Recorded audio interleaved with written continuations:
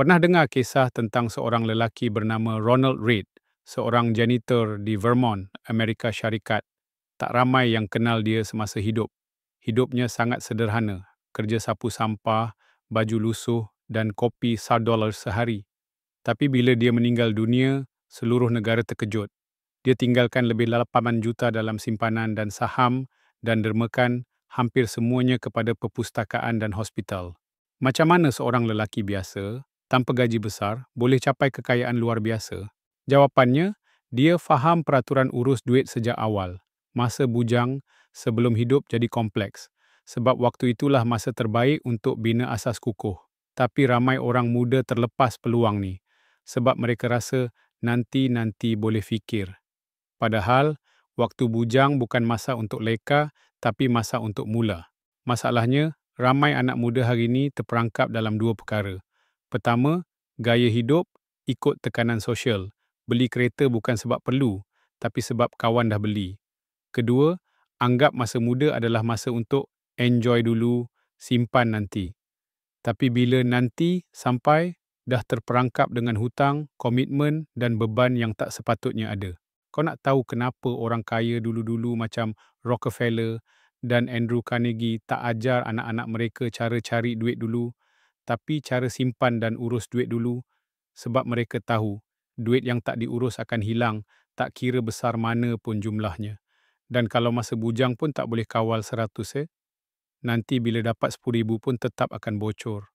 Jadi ada 4 peraturan yang boleh jadi penentu arah hidup kewangan masa depan kau. Pertama, asingkan simpanan automatik dari gaji pertama. Bukan tunggu ada lebih, tapi simpan dulu, belanja kemudian. Simpanan bukan tentang jumlah, tapi tabiat. RM50 sebulan nampak kecil, tapi 5 tahun konsisten dengan sedikit pelaburan boleh jadi ribuan. Disiplin kecil, hasil besar. Kedua, jangan buat hutang untuk gaya hidup. Telefon baru, kereta, makan luar setiap minggu. Semua tu bukan keperluan. Kalau kau beli benda yang kau tak mampu dengan duit yang kau belum ada, kau gadaikan masa depan untuk keselesaan sementara. Prinsip orang bijak. Kalau tak mampu beli 2 kali, jangan beli sekali pun. Ketiga, belajar hidup bawah kemampuan. Ramai orang naik gaji, terus naik belanja. Tapi orang kaya yang sebenar, hidup macam orang biasa. Warren Buffett masih tinggal di rumah yang dia beli sejak tahun 1958.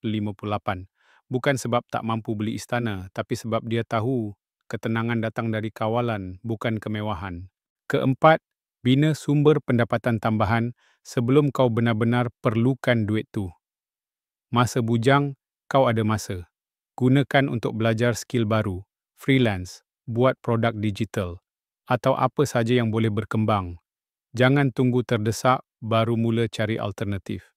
Mulakan sebelum perlu. Itu beza orang yang bijak dan orang yang terpaksa.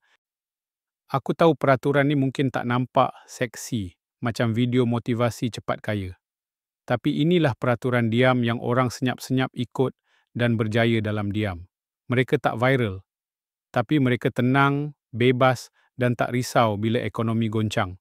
Bayangkan satu hari nanti kau kahwin, ada anak, ada tanggungjawab, dan waktu tu kau tak panik pasal duit sebab kau dah bina sistem. Ya, kalau kau rasa perkara ni menyentuh sesuatu dalam diri kau, ya tekan like, komen, aku mula sekarang. Kalau kau nak mula bina kewangan lebih baik hari ni, bukan esok. Dan share dengan kawan bujang yang mungkin masih fikir duit boleh fikir nanti.